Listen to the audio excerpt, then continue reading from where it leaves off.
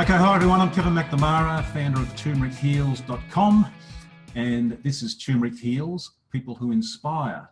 And my guest today is an optimal performance coach. He's the author of the book, The Gratitude Guide. He's a martial artist. He also works with rehabilitating people after traumatic brain injuries and strokes, which is fascinating. He's an eternal seeker and an emotional thinker. And I love that. So welcome, Jacob Zylka-Zebracki. Welcome. Thank you very much for having me here. No worries. I hope I got your name right, mate, at the end there. So yeah, it was good. It was good. Okay. It was good. I know. Excellent, I know it's a difficult one. Now, Jacob, for people who don't know you, can you tell me a little bit about your childhood, your upbringing, your family situation growing up? Wow, that's heavy right off the bat. Okay. Yeah, I was born in Poland in the 80s, just at the beginning of the 80s. So that was a completely different world because that was still the communistic regime in its full, I'd say.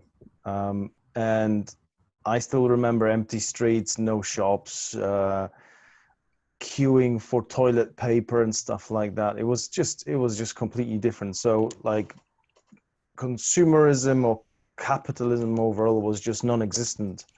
Yeah. And I guess in part that not only me, but I know obviously a lot of people from Poland as well, and from countries affected by the same regime. They've got different outlook on certain things. So I don't know. My mom still repairs things if they damage. She doesn't just throw away trousers or anything. She'll try to repair it. You know, that's almost unheard of nowadays. Yeah, we could consider that a benefit, but there's a lot of bad stuff that came with it as well. For example, the spirit of the nation was completely broken, I'd say. There's that inferior complex on the national scale, scarcity mentality, big time. Like I truly believe in abundance economy, and we can call it blue ocean or whatever, that there's enough of resources for anybody to just tap into that wealth. But there's still that kind of notion that in Poland, yeah, that you have to take away from somebody else to have it yourself, which I don't agree completely. But maybe slowly we'll come out of this. But now with a right wing government, which I absolutely disagree with as well. From one to the other, you know, there's no middle. It's just extreme of the spectrum. So it's never good. Extremes are never good, really. You know, you're not balanced when you go from one extreme to the other. So. Yeah. So as a child, not knowing any different, what was life like sort of growing up in Poland compared to what you know now? I'm actually, you know, with my journey that I am on, I rediscovering things that I'm starting to feel more and more than that how I felt when I was a kid, you know, from that kind of a spiritual, mental perspective. But, you know, you didn't have it, so you didn't miss it. Yeah. And I'm not saying there was no toys, for example, but they were not like brilliant toys. And if you wanted to have something cool, your uncle or your father, they made it out of wood for you, you know, like a sword or a little truck or something. That was brilliant, actually, you know. Yeah. And then you learned to make your own things. I remember I had a lot of things made by myself, and I just, you know, I was creating stuff by my own hands. And so that scarcity creates, if you got a need, you have to figure out a solution. The solution is not given out to you just freely. So this is something I see in a lot of people from that kind of area that was affected by communists. They have that hardened approach to life that you just shrug your shoulders and you find a way around the problem instead of throwing yourself on the floor and crying, you know. Yeah. Which it's not very proactive thing to have, so in that respect, that's actually another good thing, but what is good, what is bad, this, you can find good and bad in everything. The whole idea is to find useful thing for you in whatever happens. Well, with your own stories of your life, it could have broken you, but instead of you try to get up and figure it out again, and then you're wiser, and you've if you survive, you probably have some really good methods to survive something similar again. Yeah, we sort of live and we learn, don't we, as we sort of push through. Yeah. And so how old were you when you came to England? Oh, that was just 10 years ago, a decade. 10 years ago. So okay. Let me calculate. 26, 27, 27 probably. Yeah. Okay. And so your 20s and 30s were spent in Poland? Most of my 20s and my teens and my childhood, yeah. Now, I know in your 20s and 30s, it was quite a tumultuous time for you. You went through a lot of change in your life. Alcohol and depression certainly played a big part in your growing up there. Well, alcohol. Tell me about that period. Yeah. Alcohol. I brushed on alcoholism, I would say, when I was about 18, 19, because that kind of goes to me being, I think, because that's only my interpretation of myself. People can tell completely different stories about me, but I always felt that I am quite an emotional being. For years and years and years, I couldn't figure it out. I was always very, it was always overwhelming me. So I just couldn't bear it most of the time. And at some point, alcohol came about, when we had, I guess it's all over the world nowadays, just teenagers meet up and drink booze or whatever. We had cheap wines at the time, absolute horrible stuff. But it could send you away with fairies quickly. So it was useful, in that respect. So it was just a method of dealing with my emotions that I couldn't figure out and couldn't handle. And, when you're a teenager, everything's so much more enhanced. Well, early adulthood as well. You're not equipped to deal with those swings and everything. And when, from the neuropsychology point of view, frontal lobes, prefrontal cortex, that is responsible for figuring those things out, is not linked to the rest of the brain in a manner of the adult brain. So basically, we don't have the tool to deal with that. And I think I was really, really good example. Yeah, alcohol. I actually, unfortunately, I had alcohol in family quite a bit. So it was about 2 or 3 weeks.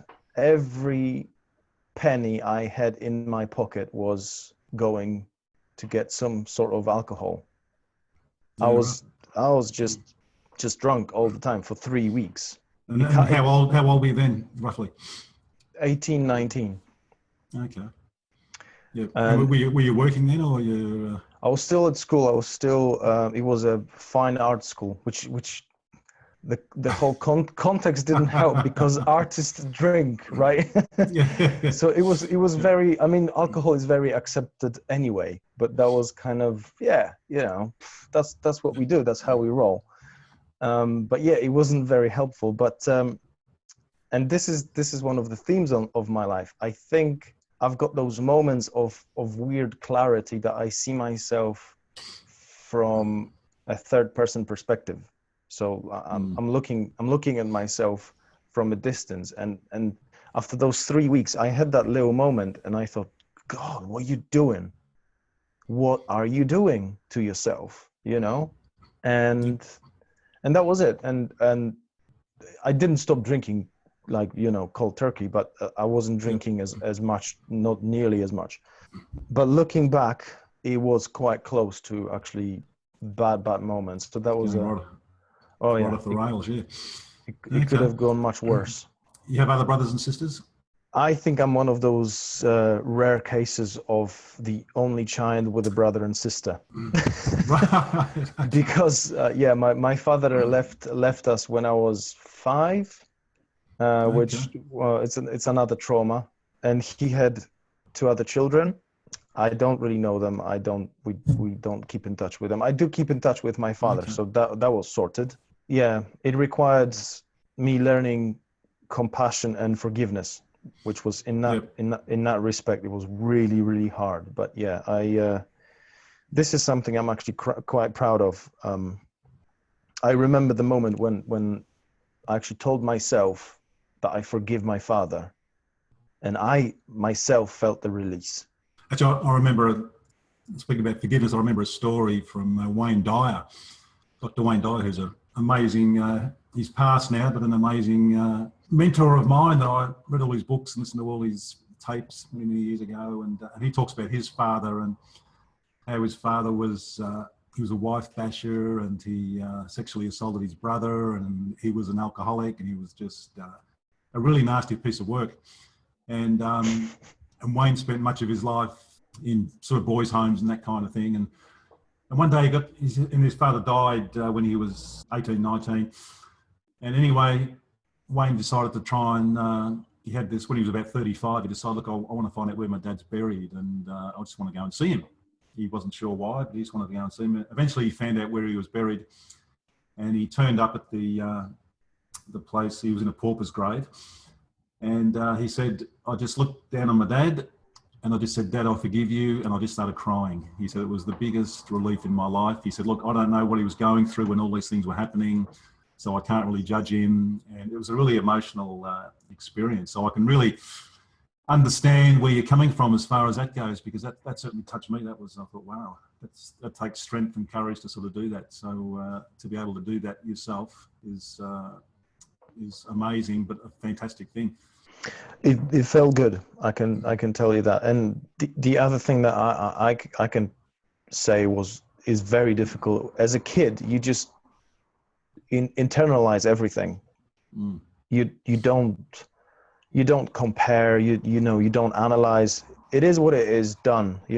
And all different kind of behaviors come from it. There was a lot of work to actually bring it back to the surface again and kind of understand a slightly different level than just a kid's perception. Yeah. So it definitely I basically think that if we hate somebody, they don't really feel it, they doing their own stuff. It's we that are burdened with our own hate. So when you release it, you free yourself basically to do your own thing. Yeah, sure. Whatever, if they're bad people, because I don't usually think they are. It's something happened to them, as you just said. That they weren't ready for this, or they had some kind of trauma that created this behavior. It's not black and white. It never is black and white. It's not that kind of a world. Yeah, for sure. But we should seek to release ourselves first, and then maybe free the rest of the world. Oh, absolutely. And another thing Wayne Dyer says, it's like carrying a chair around on your back. Everywhere you go, there's chairs there. You're just dragging this baggage behind you, and it's heavy and it's uncomfortable, and you're never going to be happy doing that. So, great work by you. The tricky thing, I'm just going to barge in. I think if you carry the chair for a long time, you stop noticing the chair. Yeah, so true. That's a tricky thing to actually recognize. That it's like you being in a noisy room. You don't realize the noise until you actually leave the room and end up in somewhere quiet. Then you, so that buzzing wasn't a default state. That's something. It's very hard to observe yourself, with your own emotions and reactions, because you just go automatic, and that takes a lot of effort, and Absolutely. Yeah, like you've done a great job. How was your relationship with your mum growing up? Well, this is something I'm revising now. Because again, default, being on default mode, you just go automatic. But now there's been a lot of harm done as well. and I'm working through that. Okay. It was possibly easier with my dad because I wasn't as attached to him. Yep. I mean, my both parents are alive, so there's a. Yeah. But yeah, again, you just when somebody cuts you off on the road, and you show facial gestures, well, finger gestures, whatever, and facial expressions, and some swear words come, and you just think this guy's a dick. Well, maybe, or maybe he just had a really bad day. He might be an awesome guy. So again, my mom has got her own problems, and Yep. I don't see her figure this one out. But yeah, I am working with myself in order to figure the whole situation out from my perspective, and I can't do it for other people, so I'm trying to control what I can control, and the rest, Yeah. You still speak to her? Oh yeah. And you get back to Poland much to see her? We try to go, at least, I'm saying we because it's my family, my wife and my son. So we try to go at least once a year just to visit the family, because you really family deprived when you're away from your country. Yeah. I mean, England and Poland are not that far away. It's 2 hours flight, but still you cannot drop off your kid to your parents, to go for it to a cinema or whatever. So you can really feel it, and it's just that kind of net support network that you really lack. So in a way, it was a hard 10 years. And that's sort of slowly healing. Oh yeah. I mean, it's because exactly what we've just discussed before. Once you do it, if you do it once, you can see the pattern, and you know what you did, and if you observe yourself, then you can project it or take the method and use it somewhere else. So I'm basically using the same thing with which I did with my dad. I'm using with my mom. So yeah, it's coming along. Yeah. It's not. It's a work in progress. Yeah. It's not affecting me as much. Yeah, it's good. Yeah. It's good. Yeah. Cool.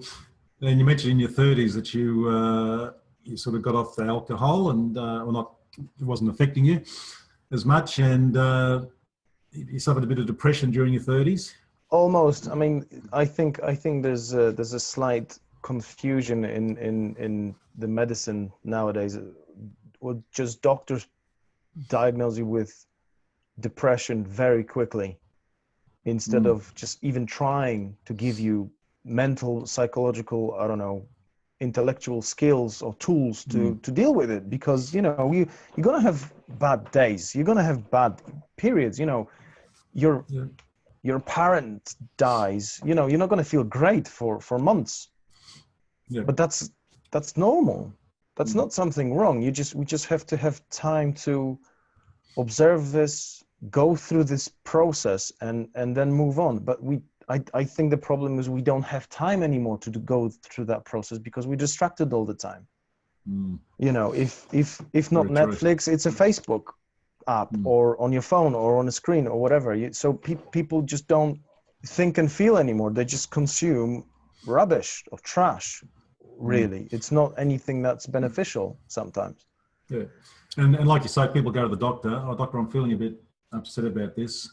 Obviously, you're depressed. Here, take these pills. Pills, exactly. That's it, which and it's really pills. Annoys the hell out of me. There's nothing else. It's pills. Don't go for a walk. Don't breathe. Don't focus on your breathing. Don't try meditation. You're depressed.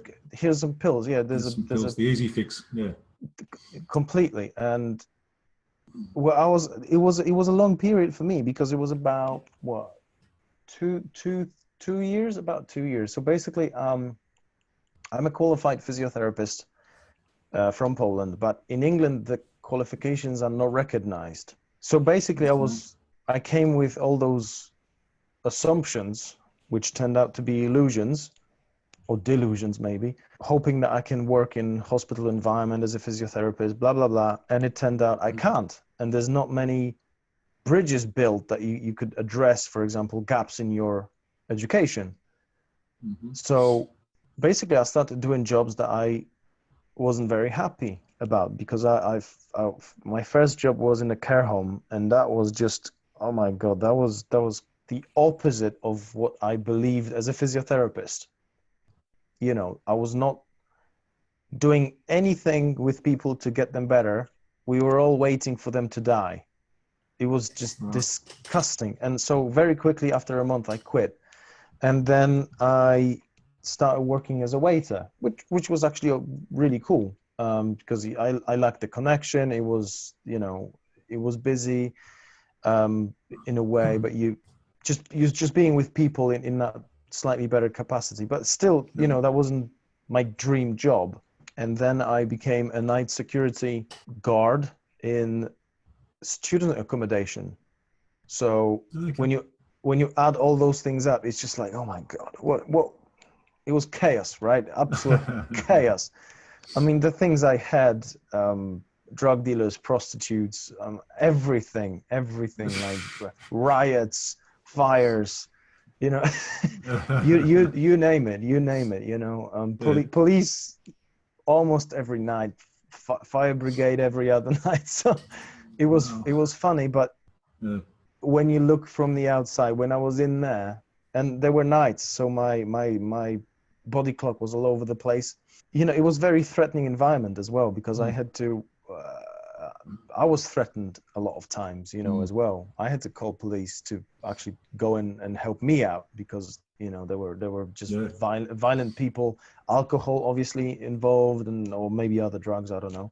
You know, after a few years, it just started bringing me down, because I remember clearly that thought in the midst of all this. I remember, maybe I'm not good enough to be anything else than this. Maybe this is the top I can get to, you know? So you're basically, the self-esteem was just crumbling. That was a dark place. That was a really dark place. Yeah.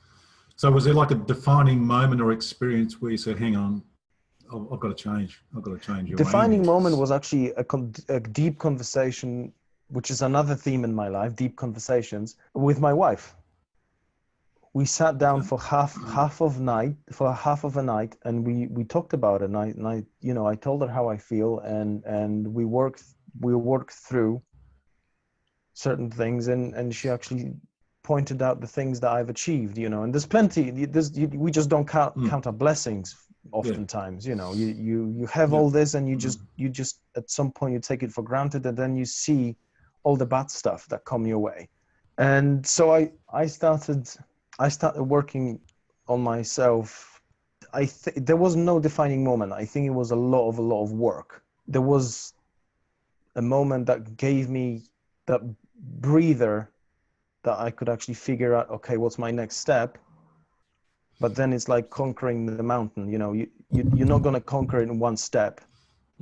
It's going to take absolute hours and a lot of steps to do it. But you cannot think about it. You have to think about that next step. And then and then you wake up on the peak, and then you say, oh, how beautiful it is, you know? So I just started switching my input. So the things I've read, the things I've listened to, the things I had conversations about, you know, so kind of mental diet. I like to refer to it as a mental diet. So beautiful. I stopped eating crap and started eating the better stuff. And I think slowly something started to change. And I think then that was the gratitude moment. Yeah, absolutely. And what kind of, from the person you were to the person you are now, what kind of person did you have to become to sort of make that change fully, from the person who liked to drink and was a bit depressed with his life? And so who did you have to become yourself? I mean, the person that liked to, I think that's another thing, because had I stayed in Poland, I don't think I would be here today, because the conversations wouldn't change. The whole context in which I would be unfolding wouldn't change. You know, that would be still the same old, you know. The whole moving to the UK, it's tough, but it gave me that perspective to look and okay, I can actually, I can choose, you know. Yeah. If you sometimes if you don't shock yourself, you don't realize that actually no, this is within my reach. This is within my control. You know, and if I stayed, I think it would be still the same. So alcohol, I would definitely drink more. I almost don't drink at all now.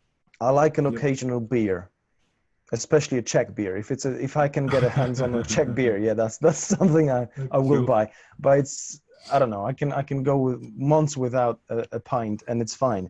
But so I think that was a context. You know, you can't really analyze a person without its context, because we can discuss it from many different perspectives. You know, like working from home, people complain is really difficult because you're constantly surrounded with all your daily things to do. I don't know, washing, doing the dishes, whatever. You have to go outside to the office and then you suddenly can concentrate. Then that's that whole theory, and it's very well researched. You know, your average of 5 or 10 people that you surround yourself with, that's the same thing. You create a context, but you can choose the context. You can choose which people you surround yourself with. You can choose that you're going to go out. You don't have to go to the office. You can leave your home and go to the cafe, you know, put your headphones in and work, right? I'm not sure if you notice, but if you go on holiday, you will never rest. Well, you've got your time off work, and you will never rest as well if you stay at home compared if you leave, even just leave the next town. Completely different. So for sure. You've gone from a person who in some ways let life decide your life to someone who's decided, hang on, it's my life, I'll decide how my life runs, not circumstance, basically. One sentence, I think I've chosen to be responsible for my own life to the degree that I can be, because, you know, if the I don't know, meteor hits the town that I'm living in, I can't do much about it, but the things I can control, that's my cat. Welcome, pussycat. Welcome. What's your cat's name? Maya. Maya. Good to see you, Maya. So, yes, with that knowledge that you actually, all your failures are yours. You can't really blame anybody else. Yeah, for sure. From my perspective, it comes with great empowerment. Because, well, if you're responsible for your failures, then you can actually look at them and figure out how not to repeat them, basically. There's a great lesson in every failure, at least I believe. You know, we are really so afraid of failures nowadays, and, you know, doing anything without a failure is impossible. Absolutely, and that's all part of learning. You have to fail to sort of learn. That's the way to go. Completely. So, mate, tell me about your gratitude guide. How did that all come about? I'm working on a program now so people can participate, because that's another problem that I've discovered a lot of people have. If you have to be kind of responsible for your own actions, it's not as successful as if there's a layout pattern for you or a program and you just follow. Some people just find it so much easier than doing it all themselves. So I'm working on that. Apart from, the book originated from the trial. I called it the gratitude experiment. And I think it was 40 people participated in it. And very quickly I could tell who was doing I called it the gratitude ritual, who was doing it and who wasn't, because people just were texting me and just reporting remarkable changes, like just crazy stuff. And, you know, nothing has changed in the world apart your perception of the world. It's brilliant. So it's just that filter of cognition or perception that you change, and then everything else changes with it. You know, it's brilliant. So there's nothing like objective reality, really. We can we can probably talk about this for ages. But yeah, the gratitude came when I was that night security guard in a student accommodation. And do you have Freshers Week in Australia? Freshers Week. So it's one of the first weeks when new students come into university. They just smash themselves with alcohol on the floor. So it's called partying. Yeah. Yeah. It's called partying. So basically, the reason I'm talking about it, because I've been in that place for 4 years, and 4 years I had 3 freshers weeks that were just absolute mayhem. I'd sometimes just hid in my office just to avoid. I had something about 2,000 to 2,500 people on the site. It was beginning of the student year, and I just did my bin rounds. So I got rid of all the rubbish, all the trash, and I know, beautiful. But the weather was nice. There was not many people yet. Not everybody started that year. Not everybody came to the accommodation. So I was just standing outside and kind of enjoying really nice warm evening, really nice red tinted sunset. It was very nice. I had not much else to do for next few hours. And suddenly I thought, you know what? This is not that horrible. I'm earning money. I can support my family. I'm safe at the moment. Nothing's going on. Why should I worry what's going to happen in 5 hours? And I looked at the weather. I looked at what surrounds me. But I felt so happy in that moment, so grateful that everything's fine. Actually, everything's fine. Yeah. And then it dawned at me that it's me. It's me. I'm creating all that bad stuff in a way because I'm just complaining all the time.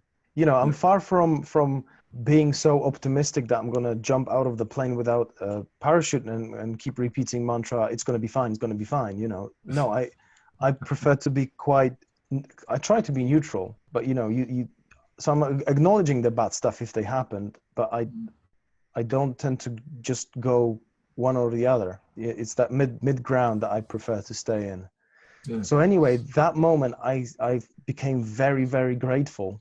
I quickly realized that this is something you can basically train and retrieve at will. So I started training it. So every day I would go through things that I am grateful for.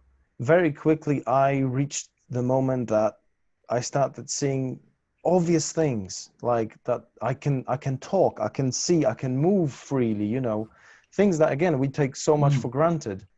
Going through those things and really appreciating them, I don't know, it was just amazing feeling. So I kept going with it. And for those years and years that I spent in that accommodation, I was applying for different jobs, never happened. I think 6 months after I started that gratitude ritual of mine, I got another job. Okay. So very quickly something shifted in me, possibly, that I started projecting outside, but it was just like, wow, that kind of, I don't really like that term, but it was like state of bliss, constant, Yep. Brilliant. And it can be trained. And most of those participants that I already told you about, they said the same. It's almost like it's after a certain point, you becoming grateful almost ad hoc. So something happens and you can immediately be grateful for it. So it also creates mindfulness, which is so, being researched at the moment to be, and it's being proven to be so beneficial for everybody, Absolutely. Great. Absolutely. So then I moved to another job. Obviously the gratitude ritual was working, so I stopped. As we often do, something's working. I don't know. Your antibiotic is starting to work, so let's not take it anymore. And then it goes double bad, right? Yeah. So slowly but surely, I drifted away from that state of gratitude. But this time I caught myself a little bit quicker than before, and I didn't drift to any bad places in my head or anything. And I got back into the gratitude ritual. And within 4 or 5 months, I got another job. So I was like, hang on. It seems like there's a pattern there. There's a pattern there for sure. Yeah.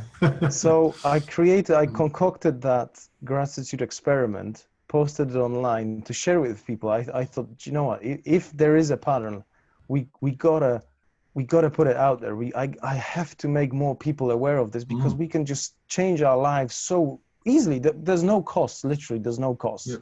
And then the book sort of came along and just yes, not so long after that. Yeah. the book came along after I had a lot of discussions with people from that experiment. They gave me a lot of insights. I kind of, observed them, how they were progressing, and I still observed myself.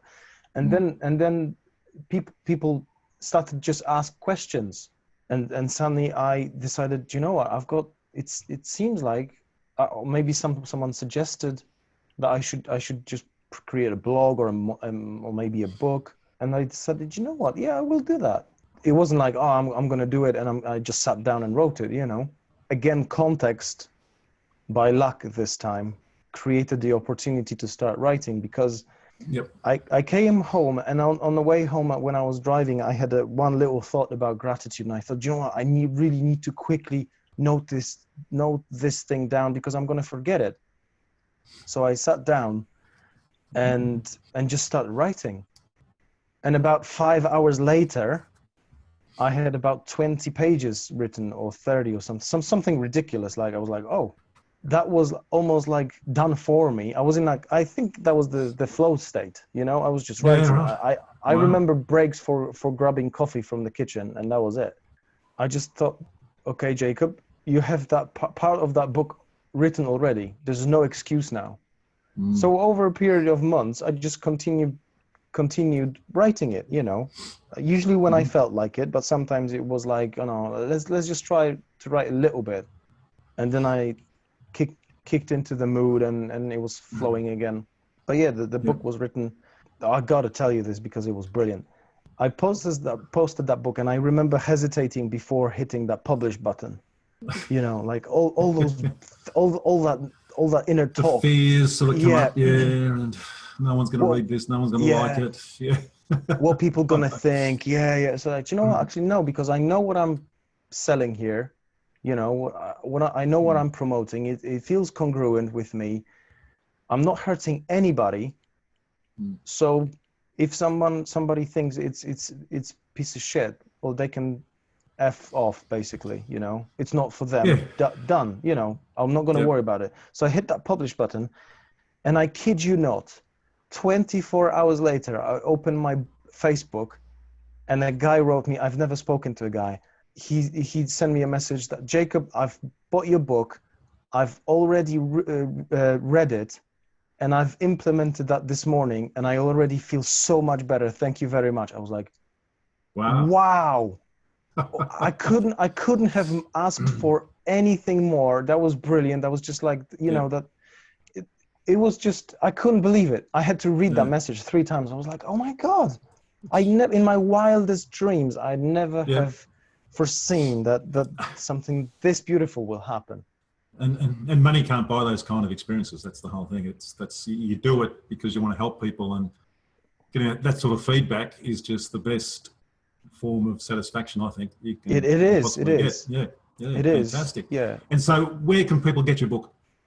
It's on Amazon. It's on Kindle and paperback. You can get it there. It's okay, and there's a little link there in the description of the video, and also just under yourself there too on the video. So go and grab yourself a copy. I've got one, and I'll tell you, gratitude is probably the most important thing you can do in your life. I honestly believe it's if you're thankful every day, then forget depression, forget unhappiness, forget sadness. If you're grateful for everything you've got, no matter how small, then you'll never be sad a day in your life, basically. Yeah. So and nothing prevents you, obviously, from achieving more. Exactly. We all should raise our standards. That's there's no good logical argument not to do that. Yep. But because why I'm saying this, I've recently read a blog post about, what was it? A trap of gratitude, I think. So basically, the gentleman says that if you're grateful for what you've got, you will never strive for more, which I completely disagree with. Because this is I think that positive negative thinking. You might be a pessimist, but a completely delusional optimist, and then fine, you don't have to change anything, but you can actually be grateful for what you've got and think, okay, I would like to progress, I would like to improve. What do I do? Oh, absolutely. That's not. I wouldn't even say that's a technique that will deal with everything else in your life. I think that's a great step, But I also find once you become grateful for things, other opportunities open up for you. Completely, I Whereas completely before, agree. if you're negative towards things, then you're closing yourself off to opportunity. If you're grateful and you say, right, okay, it's pouring with rain, the rain's beautiful, that sky looks fantastic, blah, blah, blah. Whereas the other person's thinking, oh, it's rain, it's grey, oh, I feel like crap now because of that. You're letting the outside world influence your inside. And but once you're grateful, things open up, and it's just, it's a great way to do that. Let's get, speaking of things opening up, you've got the gratitude book, which is fantastic. Get yourself a copy. I highly recommend it. Tell us about your new exciting adventure with Lifetime Trekking. I'm really excited about this because this is again rediscovering what I've lost when I was a kid.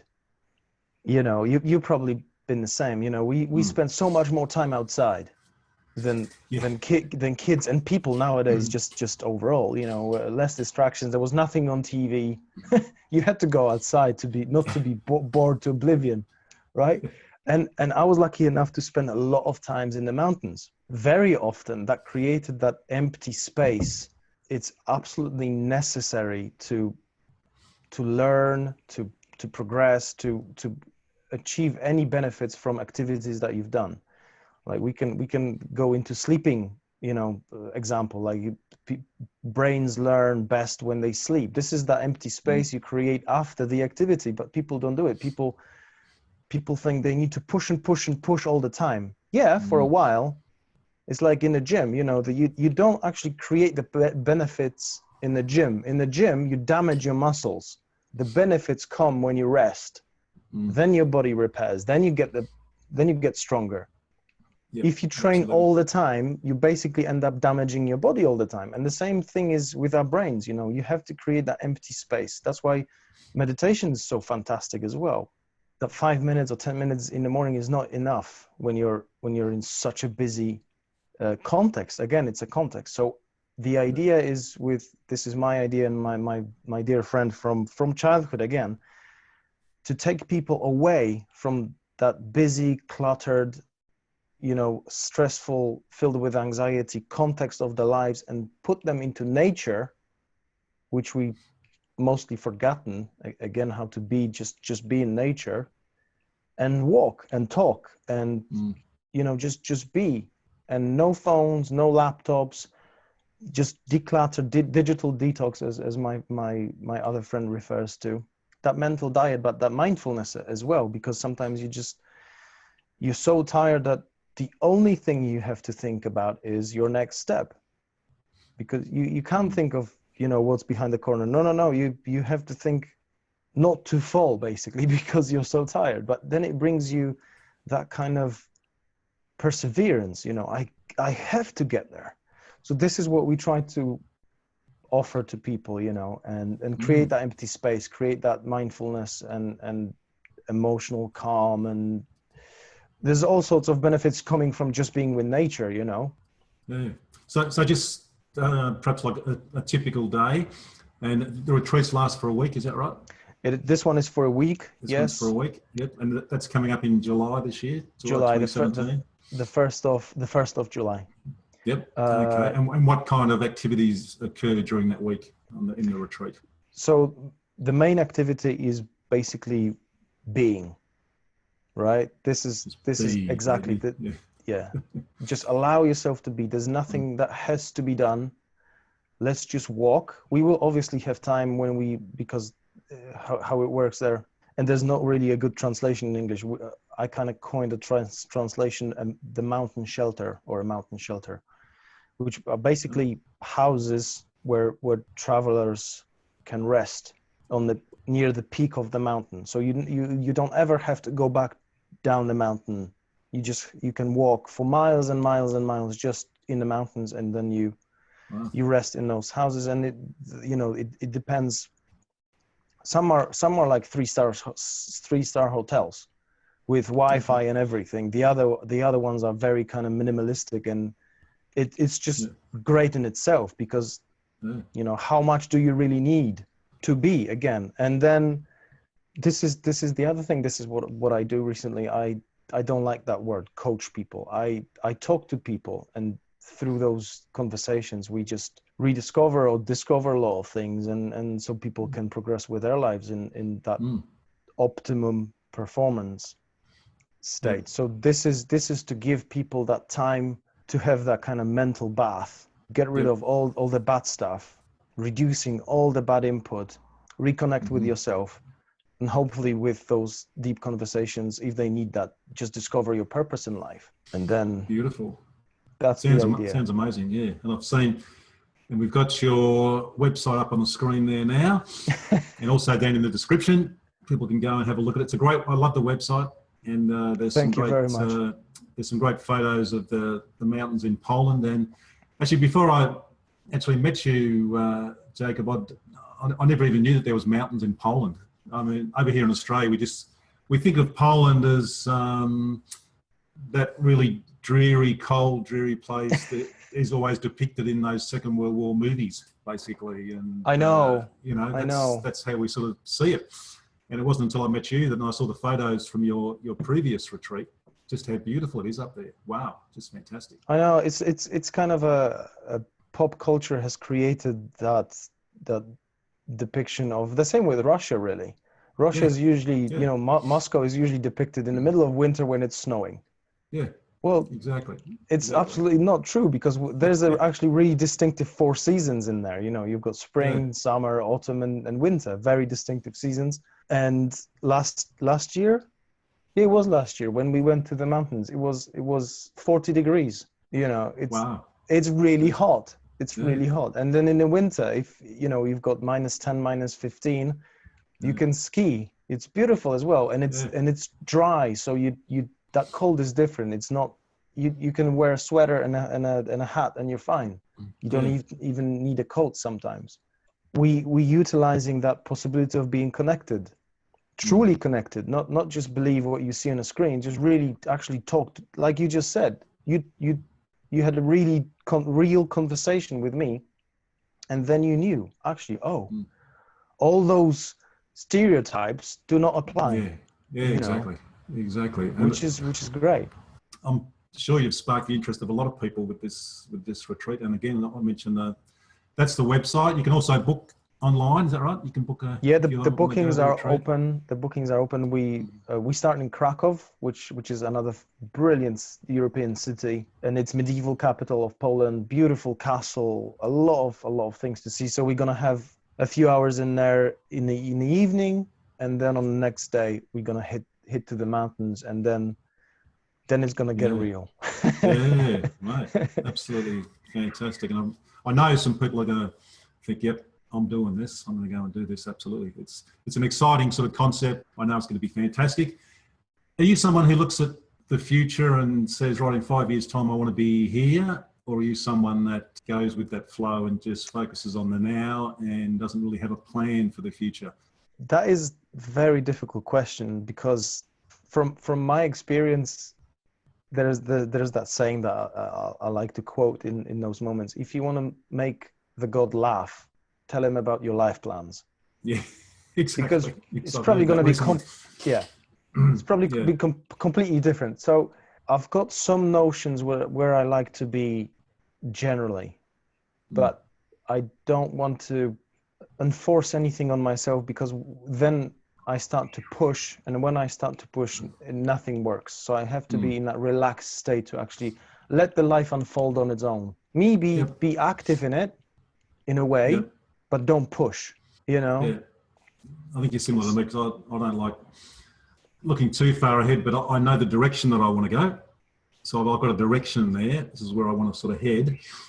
But I can't see the point in say, having like a 20-year plan, or in 20 years, I want to be doing this, this, and this, because we change as people, and those ideas are going to change, and that direction might even change. So I like to have like a direction that I'm heading in, but no real concrete plans as such, and then just sort of work towards that with gratitude and knowing that, moving forward with positivity, and the world opens up for you. And that's a great way to go, I think. And it sounds like you're sort of similar to that.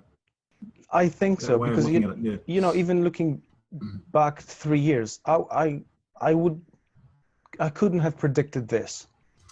Yeah. You know, so how if I try to mold something into my, I don't know, imaginations of what should be, I'm probably gonna restrict so many other opportunities that it's just gonna be horrible. Yeah. So Yep. no, I'm not.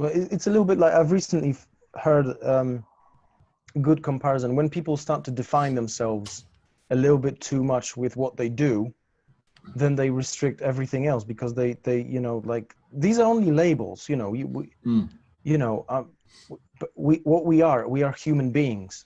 This is what we are, and from that everything else is possible. There's a beautiful from that fine art school I was attending to, there was that really great saying our teachers always repeated us not to get cocky because we got to the stage that we were good. There's that prestige coming with the artist label, right? And they always told us you're not an artist. You happen to be an artist when you paint. When you don't paint, you're not an artist anymore. You're a guy that painted this picture. You know? Yep. So when you in that creation mode, this is when you're an artist. This is when it just flows through you. I don't know, universe, muse, whatever. It brings back sanity to all this labeling ourselves again nowadays, because everybody has to be this and that and that and that, blah blah blah. Well, maybe not. You know, maybe don't restrict ourselves. Mate, it's been fascinating talking to you. I've got one little last question. Now you've been through a heap of ups and downs in your life, and now you're someone who really inspires other people. And just hope so. Absolutely. What's the first thing that someone should do if they're in the position that you were in your 20s and 30s? What's the first thing that someone should say? Right, this is how I'm going to start changing my life. What's the first thing that they can do to turn their life around? Wow, that's really difficult question, because it's like it's infinite possibilities. You know, it was me in those circumstances. Yeah. So me with all that mental baggage and experiences. So for just one little piece of advice, just one thing, just to start them on that sort of change mode. I would suggest stop and breathe. Remove yourself from where you are, like going to the mountains, for example, but go to the seaside for a week and just be with yourself and really go deep. Go on your retreat. That would be a great way to start. Something like that, yeah. I would actually suggest going on your own. Yep. No, like literally limit distractions to a minimum, and don't be afraid to look deep. I mean, there's going to be scary things that you're going to find in there, because we all have our own demons. But if you want to improve your life, I don't think there's any other way around that. Mate, great advice. Yeah, just find yourself. That's really important. Find yourself, definitely. Now we've got your website. We've got the Amazon link for your book, your website. What other ways can people contact you on social media? Or I'm on Twitter. You're on Twitter. Facebook as well. Yep. And LinkedIn. Links below. Yep. LinkedIn. Yeah. Beautiful. They're all be below in the description. You can contact Jacob. Check out his book. Absolutely. And definitely check out the retreats. They just, I'm sort of meditating now, just thinking about them. So they're fantastic, mate. So, mate, thanks for being here. I really appreciate your time. And I wish you all the best with your book and with your retreats. And I'd love to have you on here again sometime, say in 6 months, see how, maybe after the July retreat, see how that went. That would be brilliant. Thank you very much. Thank you for the offer. Thank you. Pleasure, mate. Take care. And don't forget, keep taking turmeric. I'll see you soon.